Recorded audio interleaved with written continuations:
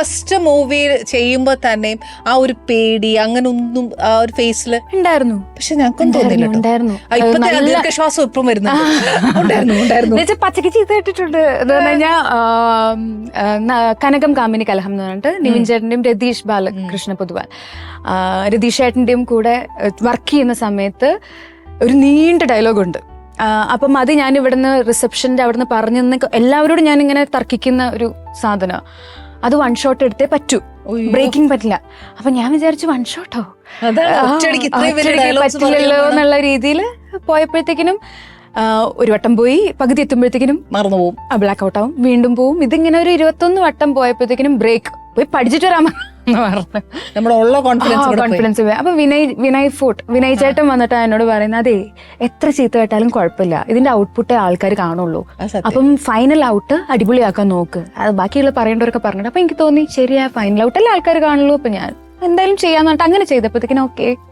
എന്തോ ഒരു പേടി. അപ്പം വിനയേട്ടനും പറഞ്ഞു നമുക്കിത് ഇഷ്ടം പോലെ കിട്ടിയിട്ടുണ്ട്, ചീത്തയൊക്കെ കേട്ടിട്ടുണ്ട്.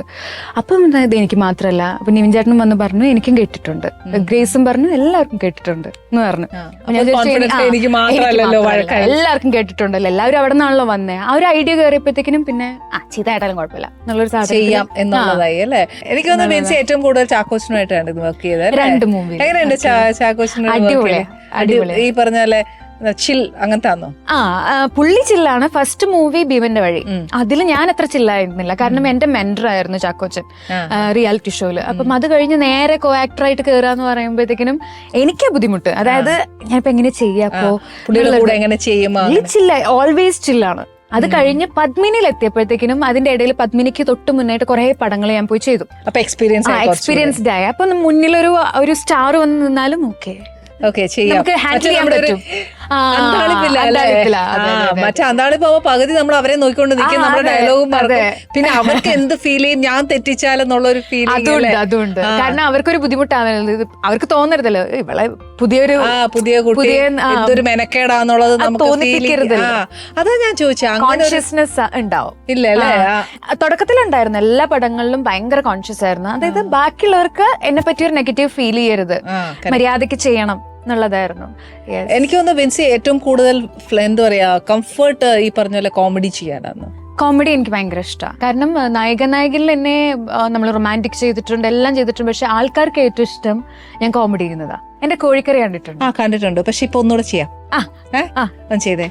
ഇത് സംഭവം എന്താന്ന് വെച്ച് കഴിഞ്ഞാൽ ഒരു 3 സ്റ്റൈൽസില് ഒരു 3 പേര് നിന്നിട്ട് ഒരു കോഴിക്കറി വെക്കുന്ന ഇമാജിനറി ഒരു കോഴിക്കറി വെക്കുന്ന ഒരു ഇതാണ്.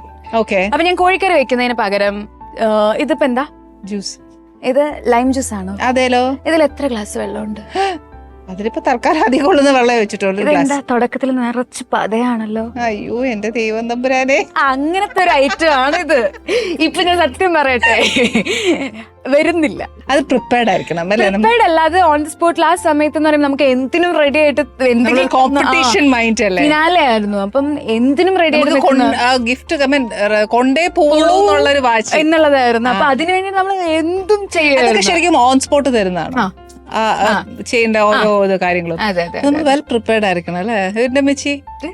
എനിക്കറിയാം കുറെ പ്രോഗ്രാംസിനും ആനുവൽ ഡേയ്സിനൊക്കെ സ്കൂളിലും കോളേജിലൊക്കെ പോകുമ്പോ എല്ലാവർക്കും ഇത് വെക്കണം. എല്ലാരും അത് പറയും, ചെയ്യിക്കും. വേറെ എന്ത് പടം ചെയ്തിട്ടോ നമ്മൾ എന്ത് നേടിയിട്ടോ കാര്യമില്ല, കോഴിക്കറിയാണ് അവർക്ക് വേണ്ടത്. അതാണ് സൂപ്പർ ഡൂപ്പർ ഹിറ്റ് ആയത് അല്ലേ.